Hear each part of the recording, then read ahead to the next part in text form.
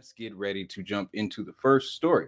We're going to start with XDC Stasis bringing the largest Euro stablecoin to the XDC network. This happened on December 7th. Stasis, the issue of the largest Euro-backed stablecoin, has completed XDC network's integration for its EUR or Euros, EURS, enabling the XDC community to advance their crypto journey into stablecoins. Now, I got my notes here that I'm going to pull from because this blog post, it's got a lot of extra details in it, but I found the important things for you.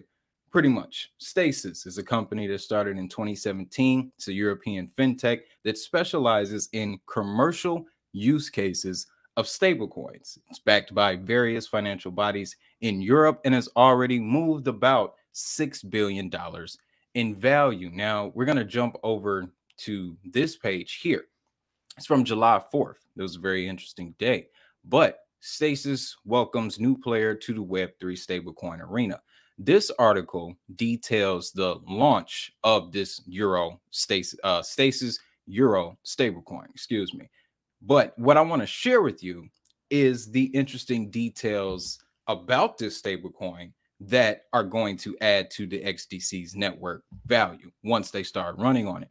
So the Stasis Euro is proudly procured and operated in the European Union. It's the only stablecoin issuer in the world currently that can hold collateral with a central bank. That's very massive, guys, because as we'll discover in the Agenda 2023 video, that central banks are looking to create liquidity bridges. So you can say that these stablecoins, they are going to run on those liquidity bridges, seeing that this stablecoin has already established a relationship with central banks.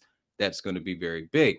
Now, they're also the pioneer of stablecoin transparency. They're always doing frequent audits and checks of their reserves, seeing into the fact that everything is kind of climactic right now when it comes to exchanges proving the money that they have.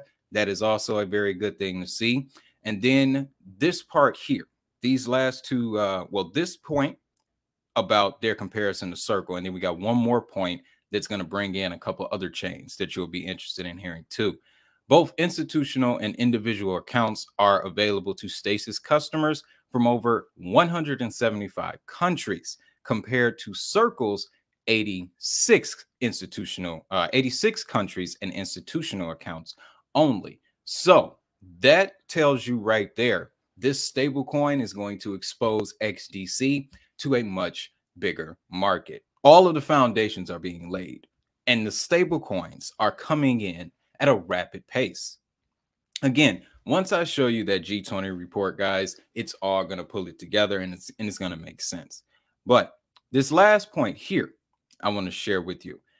The EURS product got traction and grew into the biggest non-USD stable asset, tapping into different layer 1 blockchains as XRP, XDC, and Algorand, with more in the works. So a couple weeks back, we did get, as a matter of fact, it was shortly before Thanksgiving, we got the news that XRP would be launching another Euro-backed stablecoin. This was the company that launched that coin. So now they've come to this year already. They've set up on XRP.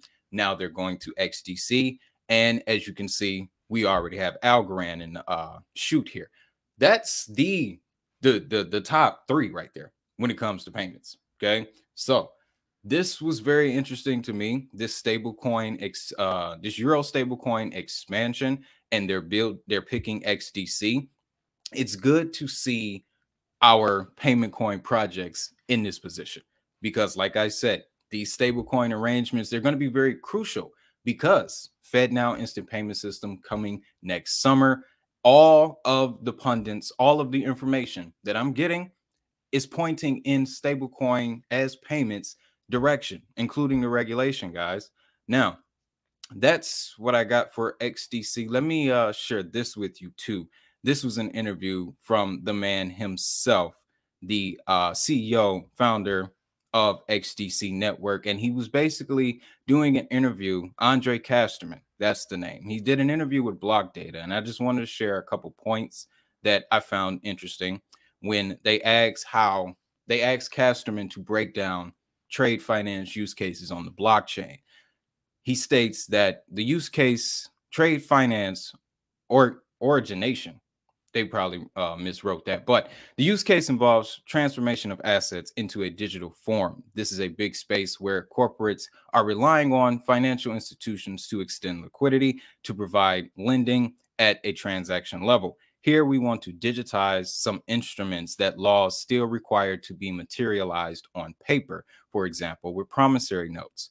Here, those financial institutions, often banks, seek second buyers for trade finance linked obligations on their balance sheet.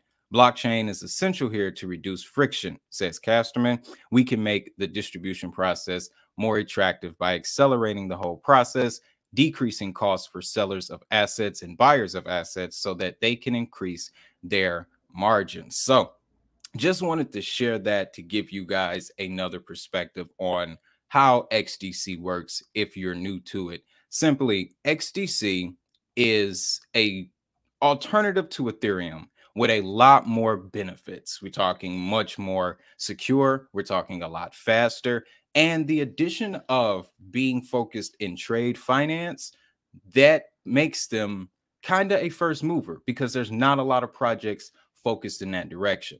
And then you also have the partnership with the International Trade Finance Association, which is a global body which also brings a lot of attention to the XDC network, as well as a lot of respect, because that's a very esteemed organization. And with XDC having such a prominent role there, yeah, there was a bill a couple weeks back in the UK. They're pushing for the digitization of these trade finance documents. Again, that was another reason why I brought that quote up, is because it gives you that extra layer of perspective to understand what these moves mean